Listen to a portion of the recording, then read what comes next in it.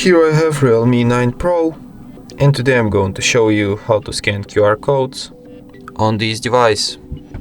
So firstly you have to open camera, then tap on this icon here, tap open camera, allow while using app, allow, and now let's take for example this QR code.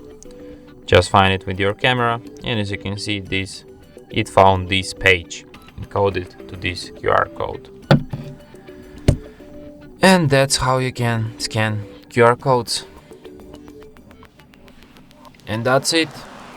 Thanks for watching. If you find this tutorial useful, don't forget to hit that like button and subscribe to our channel.